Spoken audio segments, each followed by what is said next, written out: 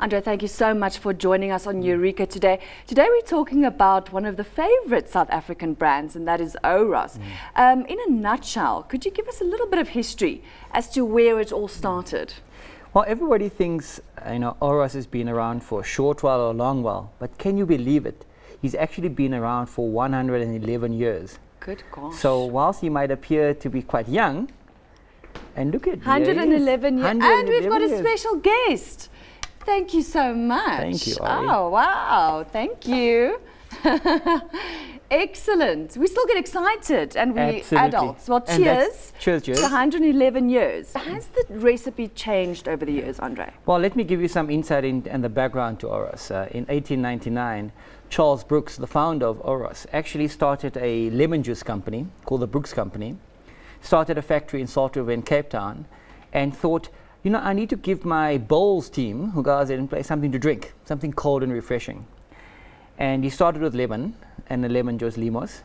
And then later on he realized, but people are actually loving orange juice. So that's how Oros developed in the 1930s. And subsequent to that, we've become the #1 kids brand. And we've really been able to intrigue and ensure that kids are having fun and drinking the product. And I think the secret about Oros is the great taste. And for that, we have a secret recipe that was developed by Charles Brooks himself. Of course, you have to keep it secret. And that today kids absolutely love.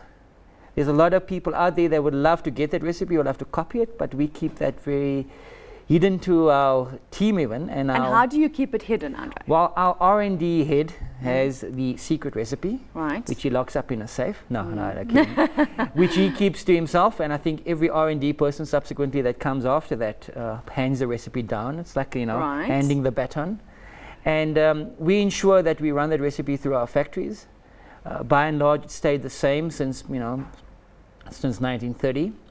And we ensure that kids constantly love it. We always benchmarking our product against a lot of other products out there.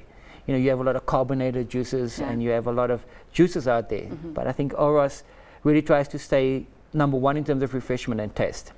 And I think it's a combination of getting the juice content right and getting the sweetness right. And you can't have one or the other. Right. Now, how did you go about legally protecting your secret recipe?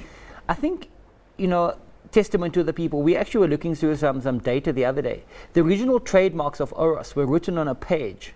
I mean, these days they are typed and lawyers. 111 years Absolutely. ago. And those recipes, we still have those recipes. They were written down as trademarks and, of course, intellectually protected. And we've been able to do and subsequently protect them. And as the laws have become firmer about intellectual property law, we've been able to protect the rights around that. I think it's really important that you get the combination. Like any mother will tell you as they're baking a cake, there's a secret recipe, the secret element that you put in. And I think we've been able to get just that right secret combination of Oros. And then taking that, because you develop that not necessarily in a factory, but in a lab. And then you take that and run it through the factories. And to get that right combination is a challenging thing, and I think we do it. And I think the nice thing is that over the years, technology has changed and has become a lot more modern. And I think we've been able to go about ensuring that we've been keeping the original recipe despite all these changes from a technology perspective. Well, that was my question, because 111 years to have one recipe, one taste. Were there some tweaks and changes along the way? Yes, but very minor, mainly to keep up with food legislation. So either the type of ingredients you're using, from a health connotation, certain ingredients are deemed more healthier than others.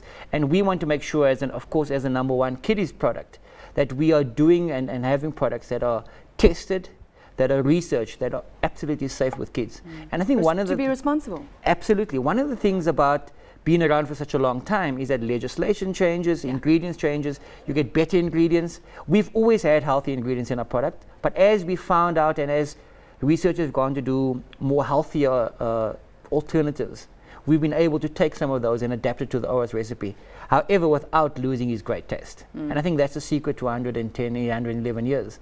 I think many products out there don't survive for a long time because people's taste buds and taste palates change. However, I think that the secret is really about kids. So it's understanding what kids love and taste. And funny enough, when we're drinking this, and this is probably the recipe I drank when I was 5 years old. Yeah, absolutely. And I'm still loving it. And so there's the great thing that you have a taste that you used to when you were younger that you still as an adult love to drink. But Andre, don't you think, because there is competition out in the market for you, but don't you think the brand then plays such an integral role here, because children would ask for it by name. Absolutely. I think there's a secret to Oros which is about fun. So we term it bursting with fun. You know, nobody can own the word fun, but I think what Oros owns is this unadulterated, unvetted, absolute fun. And just find it when you're having a party and kids are playing and running around and they drink some Oros and they go out and run again. I mean, firstly, they're feeling a bit more hyped because they're excited and they're getting something to refresh them. But when they're going out, the fun takes on a different dimension. I mean, we find it during the day when you are thirsty, when you're feeling down, and you have something that refreshes and revives you. And that's what Oros does. Of course, it's great tasting, but I think it's the whole idea about getting kids to enjoy it and then going out and having more fun, knowing that they can come back if they're thirsty. Yeah. So one of the things that we often do is that we restrict our fun because we think, I'm going to get tired and thirsty. But when you think, I'm going to have a bit of a top-up and a bit of refreshment again, I'm going out there and you know, kids actually play until their hearts are almost bursting. Yes. And then they come out and they have a drink and then they have a relax and then they go and out they go again. So any expansion plans for the future, well, Andre? one of the things we actually have, you know, many people think of Oros as the orange man and only the orange juice. But we have actually a lot more flavors. You know, we have guava, we have nachi, we have limos, the lime, we have cocoa pine, we have passion fruit. So those are different flavors. But I think one of the things that has happened throughout the 80s and 90s is that people are living in this age where everything is a hustle and bustle. So we've actually got a ready-to-drink product, pre-mixed, parents buy them, you put it in your refrigerator, great for a party, great for lunch boxes as well. So you take the product, put it in your lunchbox and you go. You don't have to mix it. I think many people love the fact that they can go at home and pour it because then you can actually mix to taste. You can make it sweeter or slightly weaker depending on your taste preference. But again, with the ready-to-drinks, we've seen an amazing offtake. And I think in this day and age of convenience and also, you know, the ready-to-drink product has a little sports cap on it. So you kids can drink it and they don't have to pour into a glass. And all of those conveniences allows Oros to stay, I think, top of mind and stay relevant in this modern day. So let's just go back and the last question, go back to protecting this recipe. Sure. Do you think there was at any point ever been a risk of this recipe leaking? Sure. And what would you do? Well, we know sometimes we've asked other people to make it or try to emulate, just to test to see how good people can do it. I think by and large people try to copy it and they unfortunately don't get it right, which we're quite happy about, which really just goes to show how great the recipe is.